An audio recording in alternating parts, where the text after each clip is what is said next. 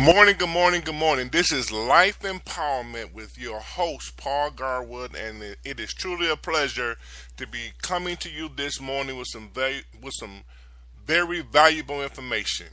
The first thing I want to say is Happy Memorial Day. I hope everyone is having a very nice day, a nice celebration. I hope you have enjoyed your 3-day weekend, and I just want to let you know that going back to work tomorrow is something that I am not looking forward to. You know, these 3-day weekends should be 4, 5, 6, 7 days. Don't you agree? I also want to say that I've been gone for about a month due to the loss of my mother, but I am very happy to be back giving you this information. It truly warms my heart when I'm able to provide valuable information that will help each and every one that is listening to my show. What I'm going to be talking about today is the importance of redemption. The title of my show today is Redemption. Your happiness depends on it. We all need to have redemption. We all need to have forgiveness. We all have a past. We have all made mistakes in our past, but the thing that we cannot do is let the mistakes of our past affect our future. And this is where redemption and forgiveness comes in. It is very important to find redemption for your past mistakes that you have made. So very important to find this. It is important to understand that what has been done in the past does not have to dictate what is going to happen in your future. And this can only be done, my friends, by releasing the hurt and pain of those mistakes. You have to release that hurt and that pain of those mistakes. You cannot move toward a better future without releasing this hurt. You cannot let this hurt be a bondage, because it would just hold you back and you will have an unhappy, unfulfilling life. And what I'm going to do today is I'm going to share some techniques that helped me. It has helped my other clients, and it will help you in this redemption and forgiveness process, because it doesn't just happen. It is a process. It is something that has to be worked on. The first one I want to talk about is you have to realize that one of the reasons you're hurting because of your past mistakes is because your moral values are different than they were when you was making those mistakes. And it's causing you to look at your past with a guilty conscience. You are different today than you were when those mistakes was made. And once you realize that it is because of your newfound morals and your newfound values that you have today, and then when you reflect on your past, it is causing you to be guilty. This is the first step to redemption and forgiveness. Realizing you're a different person, you have different morals, you have different values, cutting yourself some slack and forgiving yourself. Second, we have to realize that there's nothing, absolutely nothing that can be done about what has happened in the past. Now, many people say they understand this, but they don't embrace this. I'm going to repeat that. Absolutely, without a doubt, nothing can be done about what has happened in the past. When you realize this, this will lead you to becoming more accepting of your mistakes, and then you will be able to heal. Again, like I said earlier, everything is a process, and this leads you in to the healing process that is needed for your happiness. Third, it has to be known that mistakes a lot of times are made when you are doing the best that you can do. See, every time a mistake is made, it's not because you are here doing something wrong. You was doing the best you can. It just didn't agree with the person who viewed what you was doing as a mistake. A difference in philosophies. Now, when this happens, these mistakes just have to be lived with. You have to forgive yourself, move on, stop stressing, and just realize that you need to remember to learn from these mistakes. But you can't continually beat yourself up. You cannot continually beat yourself up.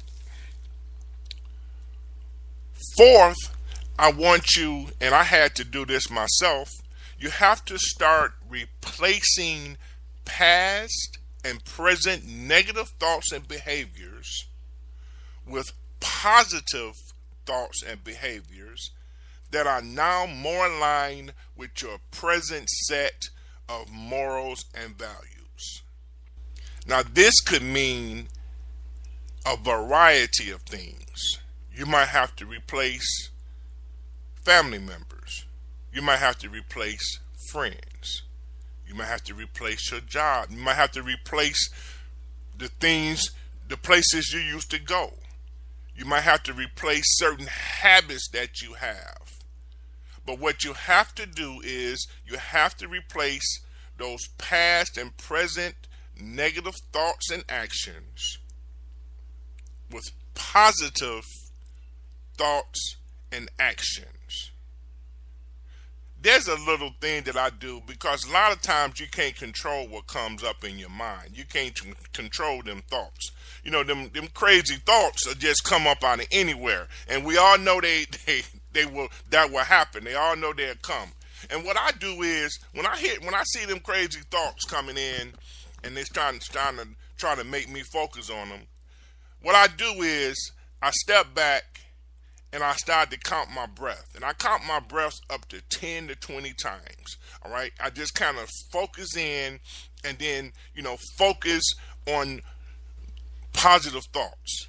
But what you do is you take a step back and you count your breath 10 to 20 times. All right. And then this brings you back in focus and it helps you to change those negative thoughts to positive thoughts. That is a very good practice that I use, and I think it would be very helpful to you.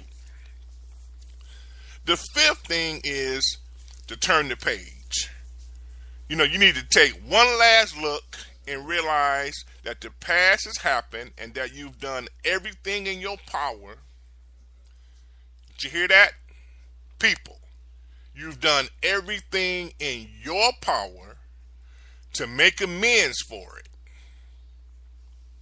You got to realize everybody might not be acceptive of what you're doing, but you have to realize that you've done everything in your power to make amends for that mistake.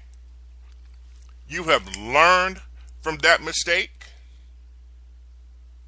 and now that mistake is just a part of your positive life story. Remember, your morals and your values didn't change. You're not that person anymore. People are trying to keep you being that person, but you're not that person anymore. Those mistakes have just become a part of your positive life story. So what I want you to do and what I had to do, be grateful that those mistakes enable you to become a better person. A lot of people don't look at that. That's what happens when you learn from your mistakes. Those mistakes can enable you to become a better person. The last thing I want to talk about is something that's very dear to me and should be very dear to everyone that is listening. And that is, you need to develop some self-love. Love yourself. You have to love yourself before anybody else can love you. You have to think nice things about yourself. Because, it's people out here in the world, they not going to do anything but beat you up. They not going to never, ever, no matter what you do, say nice things about you. So you have to think nice things about yourself. You have to treat yourself with tender, loving kindness. Because again, there's a chance that there's nobody out there that is going to treat you with tender, loving kindness. So you have to treat yourself with tender, loving kindness. You have to make yourself a priority. It's a very selfish world out here. People are only thinking about themselves. They don't think about helping other people. See, that's the gift that I appreciate that God gave me, because my life is about helping other people. I'm a very unselfish man. But sometimes I have to make myself a priority because people don't have the gift that I have. So they don't do what I do. So they don't make me a priority all the time. So sometimes I have to make myself a priority. You also have to believe you are worthy of redemption and forgiveness and all the good that comes with it. God is a forgiving God. But his people out here will try to make you feel like you will never be forgiven for anything you've ever done. And they're going to remind you of it too. Constantly, consistently, possibly forever. But you have to remember that you are worthy of redemption and forgiveness and all the good that comes with it. And if this is something you can't do by yourself, you may need some help with coaching. That's a route you can go, because here you can learn more techniques than what I've just told you. And most important, this coach can hold you accountable so that you can continue on this path, continue this process of redemption and forgiveness. I want you to live like your past never existed.